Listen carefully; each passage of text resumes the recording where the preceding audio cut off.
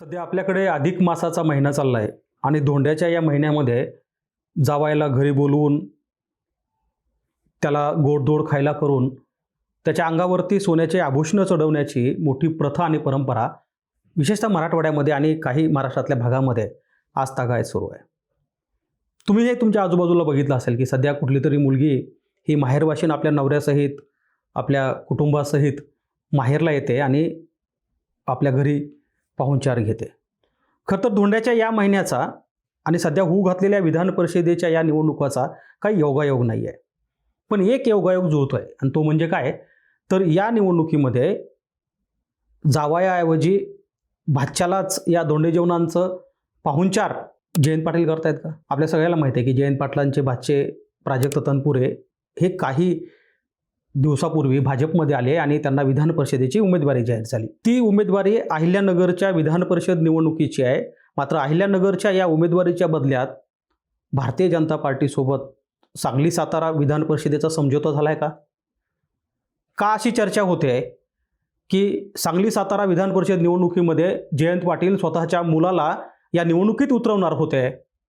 मात्र भाच्याच्या प्रेमापोटी त्यांनी स्वतःच्या मुलाला या निवडणुकीत उतरवण्याऐवजी स्वतःच्या चुलत भावाला उतरवलं आणि अशी ही निवडणूक आता किती रंगतदार बनणार आहे हे पाहणं मोठं महत्त्वाचं ठरणार आहे.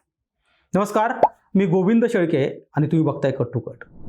खरं तर प्राजक्त तनपुरे यांच्या प्रवासापासूनच आम्ही एक 2-3 व्हिडिओ केलेत, ज्यात अगदी 3-4 महिन्यापूर्वी ज्यावेळी प्राजक्त तनपुरे यांनी पहिल्यांदा डोक्यावरती भगवी टोपी घातली होती, अंगावरती भगवी शाल घेतली होती आणि त्यांची ती जन आशीर्वाद यात्रा राहुरी विधानसभा मतदारसंघामध्ये कशी निघाली या संदर्भात अनेक व्हिडिओच्या माध्यमातून आम्ही त्याची माहिती सांगितलेली आहे. म्हणजे हे आम्ही सांगायचा प्रयत्न करतोय की प्राजक्त तनपुरेंचा भारतीय जनता पार्टीमध्ये होणारा प्रवेश हा जरी अलीकडच्या काळात असला तरी भारतीय जनता पार्टीच्या कार्यालयाकडे जाणारा जो काही रस्ता आहे ते मागच्या अनेक दिवसापासून त्यावरून मार्गक्रमण करतायत आणि अखेर त्यांनी तर आता स्वतः गळ्यामध्ये भगवा रुमाल परिधान करून अधिकृतरित्या भारतीय जनता पार्टीमध्ये प्रवेश केला आहे. बरं, नुसता प्रवेश नाही केला तर आता होऊ घातलेल्या विधान परिषद निवडणुकीमध्ये भारतीय जनता पार्टीचे अहिल्यानगर विधान परिषद मतदारसंघाचे ते अधिकृत उमेदवार आहेत. आता हा झाला विषय अहिल्यानगर विधान परिषदेचा. मी सांगत होतो जयंत पाटलाच्या सांगली सातारा विधान परिषद निवडणुकीच्या संदर्भात. सांगली सातारा हा विधान परिषद निवडणूक हा इतर राज्यातल्या 15 विधान परिषद निवडणुकीपैकी वेगळा आहे. कारण आपल्या सगळ्याला माहीत आहे की पश्चिम महाराष्ट्र हा शिक्षणाच्या दृष्टीने सहकाराच्या दृष्टीने प्रभावी असलेले जिल्हे असलेला भाग आहे. त्यात मग सांगली साताऱ्याचा भाग आहे जिथे शिक्षणासोबतच सहकार, साखर कारखानदारी असेल, दूध संघ असेल, याचं होणारं अर्थकारण हे फार मोठं आहे आणि म्हणून तिथल्या प्रत्येक गोष्टीवरती त्याचा परिणाम होताना जाणवू शकतो. आणि याच निवडणुकीमध्ये राजाराम बापू पाटील सहकारी साखर कारखान्याचे चेअरमन प्रतीक पाटील, जे जयंत पाटील यांचे चिरंजीव आहेत, ते या निवडणुकीत उतरतील अशी शक्यता होती. खरं तर त्याची चर्चा झाली. सांगली सातारा निवडणुकीमध्ये आकड्याचे गणित समजून घेण्याआधी एक गोष्ट समजून घेतली पाहिजे की सांगली आणि सातारा या 2 जिल्ह्याचा मिळून एक विधान परिषद मतदारसंघ आहे आणि या मतदारसंघामध्ये कायम वेगवेगळ्या कुरघोडी होत असतात. म्हणजे तुम्ही जर सातारा जिल्हा परिषदेची निवडणूक आठवून बघितली तर तुमच्या लक्षात येईल की सातारा जिल्हा परिषद निवडणुकीमध्ये शिंदे सेनेचा अध्यक्ष होऊ शकत होता.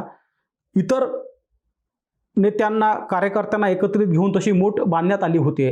मात्र ऐनवेळी भारतीय जनता पार्टीनं 2 विरोधी पक्षातील सदस्यांना पोलीस स्टेशनमध्ये ठेवलं असा त्यांच्यावर आरोप होतो आणि त्यामुळे त्याचं संख्याबळ कमी झालं आणि ते जे अपहरण नाट्य घडलं त्यात भारतीय जनता पार्टीनं डाव मारला. त्यानंतरच्या काळामध्ये शंभूराज देसाई यांनी भारतीय जनता पार्टीवर जी विखारी टीका केली त्यावरून एक गोष्ट नक्की होतं की राज्यामध्ये सत्तेत असलेली एकनाथ शिंदेंची शिवसेना आणि भारतीय जनता पार्टी राज्यात काहीही करो, साताऱ्यामध्ये मात्र एकमेकाचे विरोधक हे 2च पक्ष आहेत आणि याचा प्रत्यय या निवडणुकीमध्ये सुद्धा येण्याची शक्यता आहे. त्याचं कारण असं आहे की सांगलीमध्ये राष्ट्रवादी काँग्रेस शरद पवार गटाकडे असलेल्या मताची संख्या, साताऱ्यामध्ये एकनाथ शिंदेंच्या शिवसेनेकडे असलेल्या मताची संख्या याची जर गोळाबेरीज केली तर भारतीय जनता पार्टीच्या उमेदवारासमोर जशास तसं आव्हान उभं राहू शकतं. आता पुन्हा प्रश्न तेच आहे की अहिल्यानगरच्या बदल्यात सांगली सातारा सोडून द्यायचं नाही आणि सोडल्याची चर्चा झाली तर ते बिनविरोध कदाचित निवडणूक झाली तर ते सगळं पातक जयंत पाटलावर आलं असतं आणि म्हणून जयंत पाटलांनी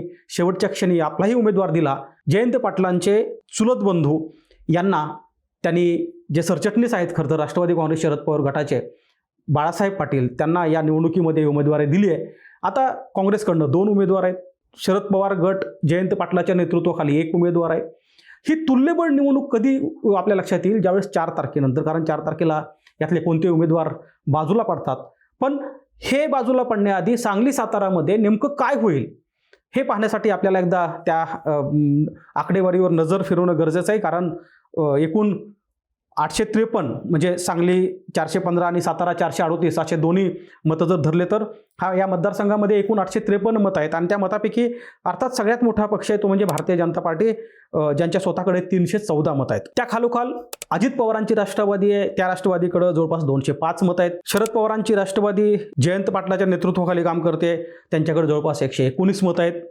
त्यानंतर शिंदे सेनेकडं 111 मतं आहेत दोन्ही जिल्ह्याचा विचार करता. त्यानंतर उद्धव सेनेकडं 1, काँग्रेसकडं 73 आहेत. म्हणजे आपण जर काँग्रेसचे 73, शिंदे सेनेचे 111, शरद पवार गटाचे 205 आणि यासोबत अजित पवार गटाने सुद्धा आपल्याला माहिती आहे की अनेक ठिकाणी अशा प्रकारच्या बंडखोऱ्या केल्यात आणि हे जर कदाचित सगळे एकत्र आले तर भारतीय जनता पार्टीचा डाव मोडू शकतात.